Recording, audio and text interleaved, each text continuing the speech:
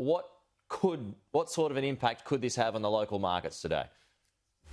It should be positive, Pete. When you look at Wall Street over the last week, what's going on there is, I described on Saturday in the Switzer report, is that it's called the reopening rotation. So in Wall Street, some stocks that really did well during the closure period because of the lockdowns, and like locally we saw stocks like Kogan.com and a number of internet stocks, the retailers like Woolworths and Coles and JB Hi-Fi, they all did really well.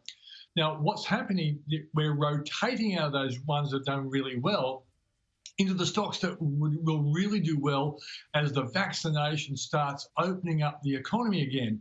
And it's interesting that in Australia, EML Payments, which is a company that produces cards for shopping centres and casinos, where they can load up the value on these cards, it rose over 24% last week. So we're starting to see it here as well. But in America, Carnival Cruise Line, which of course is the classic business that's been crushed by the coronavirus, it was up 21.6% last week.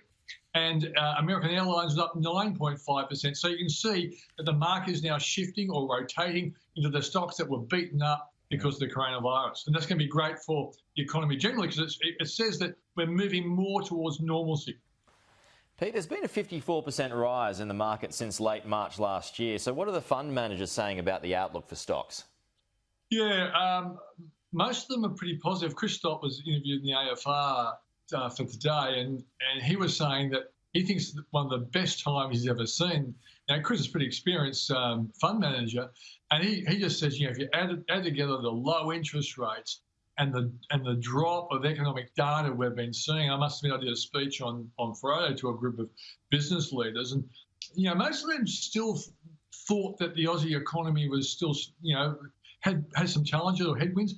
And I just showed them the sort of data that you and I have been sharing over the last couple of months, and many of them were quite surprised to see that consumer confidence was at historic highs, and business confidence as well, and job ads fantastic. And I think this is what the fund managers are seeing. And also, our stock market is about 2.5% off where we were before the coronavirus. The American market's well above it. So I think there's lots of capacity for Australian stocks to keep going higher, but it will be with this rotation.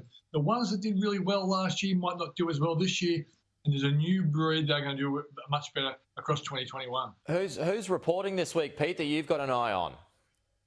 Oh, I'm looking at, well, for example, Tyro reports today. Now, Tyro is an interesting one. I must admit I'm invested in Tyro, so I'm very interested in this one. They copped a really bad report from an overseas hedge fund manager, which means you can't sue them. And the CEO of Tyro came out and said, well, hang on, there's 10 false statements in this. Now, its share price fell. It was seen as a real darling of the market. So it's going to be very interesting to hear what Robbie Cook, as the CEO of Tyro, has to say today, because what he said is either going to shoot the stock up or shoot the stocks down. That's going to be very interesting. There's a big week, Pete. Lots of stocks, important companies reporting. What's the big data drop that you're keen to see?